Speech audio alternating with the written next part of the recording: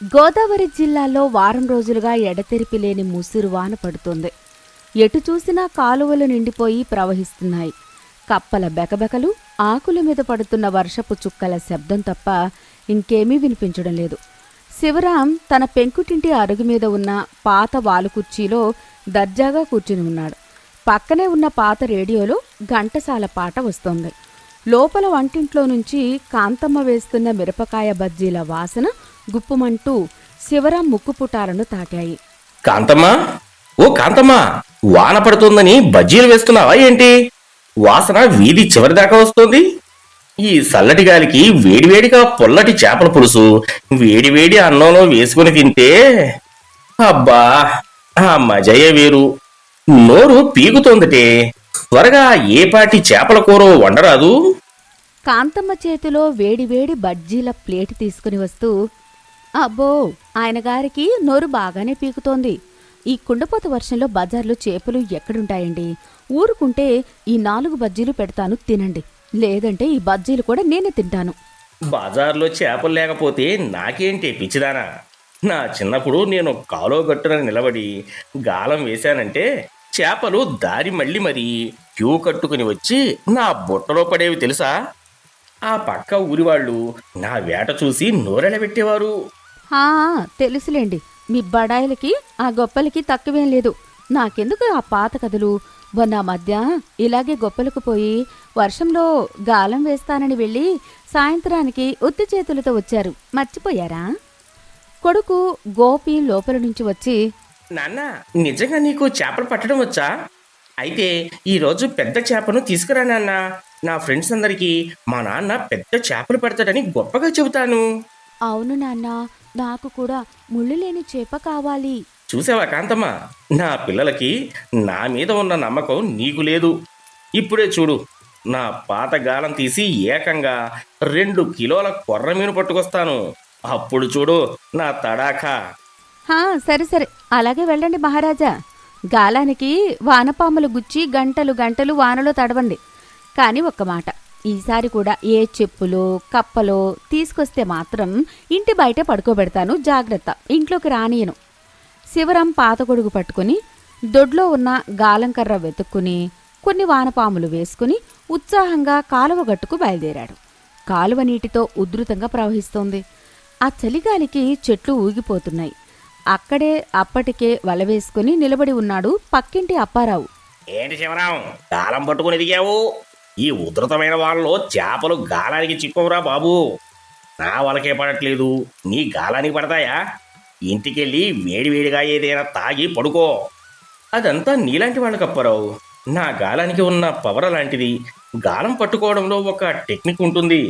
చూడు, ఇప్పుడే ఒక పెద్ద చేపలాగుతాను. నా పిల్లలకి మాట ఇచ్చి వచ్చాను.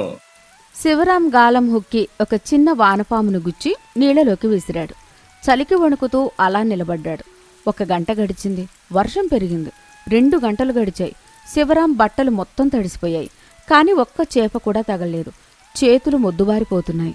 అబ్బా, ఏంట్రా దేవుడా, ఒక్క చేప కూడా తగలట్లేదు.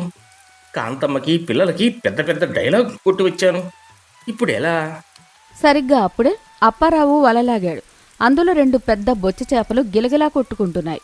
చూసావా శివరాం, నా వలకు 2 పడ్డాయి. సరే, నేను ఇంటికి వెళ్తున్నాను. నువ్వు గాలం లాక్కుంటూ కూర్చో. సరిగ్గా అప్పుడే శివరాం గాలం తాడు బలంగా లాగినట్లు అనిపించింది. శివరాం ఆనందంతో అరుస్తూ, ఆగు ఆగు అప్పారావు, నా గాలానికి పెద్ద చేప చిక్కిందిరా. ఇది ఖచ్చితంగా బొచ్చ చేప అయి ఉంటుంది. ఇట్రా. శివరాం గాలాన్ని బయటకు లాగాడు. గాలంకి పాత తెగిపోయిన నల్లటి రబ్బరు చెప్పులు వేలాడుతున్నాయి. అదరే, భలే వేటగాడివి రావు శివరాం. కూరకి చేపలు దొరకకపోయినా కాళ్ళకి అద్భుతమైన పాత చెప్పులు దొరికాయి. భలే పట్టుబట్టావు. ఇంకెందుకు ఆలస్యం? వాటిని బుట్టలో వేసుకుని ఇంటికి పో. ఛీ, నా కర్మ, నా పరువంతా ఈ కాలువ పాలైంది. ఇప్పుడు ఖాళీ చేతులతో వెళితే ఆ కాంతమ్మ నన్ను చావబాదుతుంది. పట్టింది చెప్పులు అని తెలిస్తే కాంతమ్మ ఎగతాళి చేస్తుంది. కాంతమ్మ ఎగతాళి చేస్తుందని, పిల్లల ముందు తన హీరో ఇమేజ్ డ్యామేజ్ అవుతుందని శివరాం బాగా భయపడ్డాడు. అప్పారావు నవ్వుకుంటూ వెళ్ళబోతుంటే శివరాం బుర్రలో ఒక ఆలోచన మెరిసింది. ఒరే అప్పారావు, నా పరువు నీ చేతుల్లోనే ఉందిరా. ఏంటి శివరాం, ఏమైంది? నేను ఇంట్లో కాంతమ్మ దగ్గర పెద్ద బడాయిపోయి వచ్చానురా. ఇప్పుడు ఖాళీ చేతులతో వెళితే నాకు ఇంట్లో అన్నం పెట్టదు, ఆరు బయట పడుకోబెడుతుంది. పిల్లలేమో నాన్న చేప తెస్తాడని ఆశగా ఉన్నారు. ఇప్పుడు ఖాళీ చేతులతో వెళితే నా పరువు పోతుందిరా, వాళ్ళు నన్ను నమ్మరు. అయితే నేనేం చేయాలరా? చెప్పులు తీసుకెళ్ళి పులుసు పెట్టుకోమని చెప్పనా? నీ వలలో 2 చేపలు పడ్డాయి కదరా, అందులో ఆ పెద్ద బొచ్చి చేప నాకు ఇచ్చేయి. నీకు దానికి 50 రూపాయలు ఇస్తాను. నేను గాలం వేస్తే పడిందని ఇంట్లో చెబుతాను. దయచేసి ఎవరికీ చెప్పొద్దురా, ఇది మన ఇద్దరి మధ్య ఉండాలి. ఓహో, పరువు కోసం కొనుగోలు అన్నమాట. బాడాయి కోసం బేరం. సరేలే, ఆ డబ్బులేవో ఇవ్వు, నీ పరువు నిలబెట్టుకో, నాకేం నష్టం. శివరాం ఆ చేపను పట్టుకుని 50 రూపాయలు ఇచ్చేశాడు. ఈ విషయం ఎవరికీ చెప్పొద్దని అప్పారావుతో ఒట్టు వేయించుకుని కాలర్ ఎగరేసుకుంటూ ఇంటికి బయలుదేరాడు. అప్పారావు తన ఇంటికి చేరుకున్నాడు. వాడి చేతిలో ఒక చేప ఉంది. వాడి భార్య రమణమ్మ తలుపు తీసి ఎదురొచ్చింది. ఏమండి, ఏంటి ఒక చేపే తెచ్చారు? పొద్దున్న వల పట్టుకుని వెళ్లారు కదా? అదేనే రమణమ్మ, పెద్ద కావిడి. ఆ పక్కింటి శివరాంగాడికి గాలానికి పాత చెప్పులు పడ్డాయి. బురదలో పడిపోయి వాడు పడ్డ పాటలు చూడాలి. పరువు పోతుందని నా దగ్గర 50 రూపాయలు పెట్టి నేను పట్టిన చేప కొనుక్కొని తన గాలానికి పడ్డదని బడాయికి పోయాడు. ఈ విషయం బయట ఎవరికీ చెప్పొద్దు సుమా, నా మీద ఒట్టు.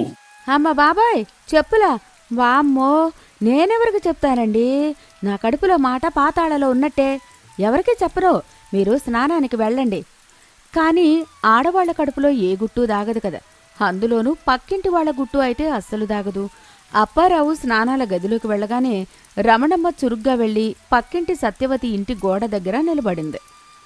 సత్యవతి వదినా, ఓ సత్యవతి వదినా, విన్నావా? భలే వింత జరిగిందే. ఆ శివరంగారికి గాలానికి పాత చెప్పులు పడ్డాయట. ఆయన పరువు పోతుందని మా ఆయన దగ్గర 50 రూపాయలిచ్చి ఒక చేప కొని తానే పట్టినట్లు ఇంట్లో భార్య ముందు నాటకం ఆడుతున్నాడట. బయట ఎవరికి చెప్పకు సుమా. అబ్బో, అలాగా? నా నోరు అసలే బీగమేసిన ఇనుప పెట్టలాంటిది. నేనెవరికీ చెప్పనే, నీకు తెలుసుగా నా సంగతి అని మాట్లాడుకుంటారు. 10 నిమిషాల వ్యవధిలోనే ఆ సత్యవతి వెళ్ళి నేరుగా శివరాం భార్య కాంతమ్మకు ఆ చెప్పుల వేట సీక్రెట్ మొత్తం పూసగుచ్చినట్లు మరికొంత మసాలా దట్టించి చెప్పేసింది. కాంతమ్మకు విషయం మొత్తం అర్థమైపోయింది. శివరాం వర్షంలో తడిసి బురద అంటిన బట్టలతో చేతిలో ఒక పీడా బొచ్చచేప కాలరెగరేసుకుంటూ ఇంటికి వచ్చాడు. కాంతమ్మా, ఓ కాంతమ్మా, పళ్ళెం పట్టుకురా. నేను చెప్పానా లేదా? చూడు, నీ మొగుడు వేట ఎలా ఉంటుందో. గోదావరి చేపలు నా కళ్ళు చూసి భయపడి బుట్టలో పడ్డాయి. కాంతమ్మ పళ్ళెంతో పాటు పిల్లలు పరిగెత్తుకుంటూ వచ్చారు. శివరాం ఆ పెద్ద బొచ్చ చేపను పళ్ళెంలో వేశాడు. కాంతమ్మకు నిజం తెలిసినా ఏమీ తెలియనట్లు నటించింది. అమ్మ బాబోయ్, ఏవండి, ఇంత పెద్ద చేప నిజంగా మీ గాలానికి పడిందా? మీరు నిజంగా మగధీరులేనండి. మరి ఏమనుకున్నావే? గాలం వేసి ఓపికగా వాన్లో కూర్చున్నాను. ఇది తగలగాని లాగలేక ఒక అరగంట దానితో నీళ్లలో కుస్తీ పెట్టి మరీ బయటకు లాగాను. చూసావా నా పవర్? నా కండల బలం చూడవే కాంతమ్మా. హే, మా నాన్న గ్రేట్, మా నాన్న సూపర్, మా నాన్న చేపల వీరుడు. అమ్మా, త్వరగా కూరవండు అమ్మా, ఆకులేస్తోంది. ఓహో, అరగంట కుస్తీ పట్టారా? అయితే భలే అలసిపోయి ఉంటారు. మీ బడాయి నిజమే అని ఈరోజు నిరూపించారు. సరేలేండి, మీరు వెళ్ళి స్నానం చేసిరండి. నేను అరగంటలో పులుసు మరిగించేస్తాను. కాంతమ్మ వంటగదిలోకి వెళ్ళి ఉల్లి, పచ్చిమిర్చి, అల్లం వెల్లుల్లి, పాత చింతపండు పులుసు వేసి ఆ బొచ్చు చేపను అద్భుతంగా వండింది. ఇల్లంతా చేపల పులుసు వాసన గుప్పుమంది. శివరాం వేడి నీళ్లతో స్నానం చేసి దర్జాగా కుర్చీలో కూర్చొని తన ప్లాన్ వర్కౌట్ అయినందుకు లోపల మురిసిపోతున్నాడు. వాన బయట పడుతూనే ఉంది. ఇంట్లో అంతా చుట్టూ కూర్చున్నారు. కాంతమ్మ అందరికీ అన్నం పెట్టి గుమగుమలాడే ఎర్రటి చేపల పులుసు వడ్డించేస్తోంది. శివరాం ఒక ముక్క నోట్లో పెట్టుకుని ఆనందంగా, ఆహా, ఈ ముందే పులుసు. నా వేటకి నీ వంట తోడైతే ఈ వర్షంలో ప్రాణాలు లేచి వస్తున్నాయి కాంతమ్మా. నా కష్టానికి తగ్గ ప్రతిఫలం దొరికింది. అవునండి, చేపల పులుసు బాగానే ఉంది. కానీ మీరు అంత కష్టపడి గాలానికి లాగిన ఆ పాత చెప్పుల పులుసు కూడా వండితే ఇంకా బాగుండేది కదా. ఆ రబ్బరు చెప్పులకు కాస్త మసాలా పట్టిస్తే ఇంకా రుచిగా ఉంటుందేమో. పాత చెప్పులు అనే మాట వినగానే శివరాం గొంతులో అన్నం ముద్ద అడ్డం పడింది. వాడు గట్టిగా దగ్గుతున్నాడు. ముఖంలో రక్తం చుక్కలేదు. పక్కనే ఉన్న గ్లాసులో నీళ్లు గబగబా తాగాడు. చెప్పులా? ఏ చెప్పులు కాంతమ్మా? నేను చేపలు తెచ్చాను కదా. ఆహా, గాలంతో కుస్తీ పట్టుకొచ్చారా మహారాజా? అరగంట సేపు ఫైటింగ్ చేశారా? ఆ అప్పారావు దగ్గర 50 రూపాయలు పెట్టి కొనుక్కొచ్చింది చేపను కాదు, మీ పరువునన్నమాట. ఆ విషయం రమణమ్మకి, రమణమ్మ నుంచి సత్యవతికి, సత్యవతి నుంచి నాకు చేరడానికి అరగంట కూడా పట్టలేదు. ఆడవాళ్ల నెట్వర్క్ అంటే ఏమనుకున్నారు? నా దగ్గర ఈ డ్రామాలు, ఈ కుస్తీ కథలు అవసరమా అండి? అంటే నాన్న, నువ్వు చేపను పట్టుకోలేదా? కొనుక్కొచ్చావా నాన్న? నీకు వానలో చెప్పులు పడ్డాయా? పిల్లల ముందు, భార్య ముందు తన సీక్రెట్ బయటపడ్డంతో, తన హీరో ఇమేజ్ డ్యామేజ్ కావడంతో శివరాం తల దించుకున్నాడు.